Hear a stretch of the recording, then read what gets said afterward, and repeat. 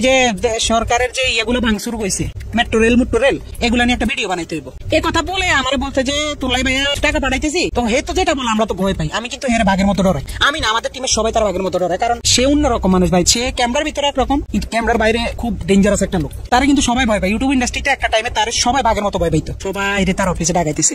যারা আমরা টিমের যারা মানে ছাত্র আন্দোলনের সময় তার বিপক্ষে চলে গেছিলাম। তার বেল্টের বাড়ি আমার তো বেশি কেউ খায়নি।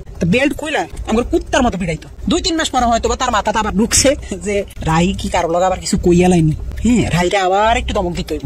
কেমনি বড় একটা নেতার সামনে হয়তো ফোন দিলে আমি একটু ডরাই যাই। আমি তো ডরাই, আসলে আমি কিন্তু ভয় পাই। হঠাৎ একদিন রাইতে আমি নোয়াখালী 10:30-11টার দিকে হঠাৎ একটা ভিডিও কল তৈ দেখে দিই, তো আবার তলপেটে কামড় দিয়েছে। আল্লাহ এতদিন পর হঠাৎ কল দিয়ে আবার কি জানি কি কয়। হঠাৎ ফোন দিয়ে কয়, শুন তোর লাগে একজনের সাথে একটু কথা বলাই দিবে, বুঝছস রাহি? আমি কই জি ভাইয়া, কোনো সমস্যা নেই বল। পরের দিকে হঠাৎ করে বিপিনুর ভাইয়ের সাথে আমার কথা বলাই দিছে ভিডিও কলে। আমার কাছে একজনের সাথে তোর কথা বলাই দিব, সে কিন্তু নেক্সট বাংলাদেশের অনেক বড় মাপের একজন কেউ হবে, প্রধানমন্ত্রী বা মানে ভালো একটা পদে যাবে। তো পরে দিই আফ্রিদি ভাইকে বুঝছিস তো তোর ভাইয়ের অবস্থানটা? আমি জি ভাইয়া বুঝছি, পরে কথা সাবধানে থাকিস, ঠিক আছে?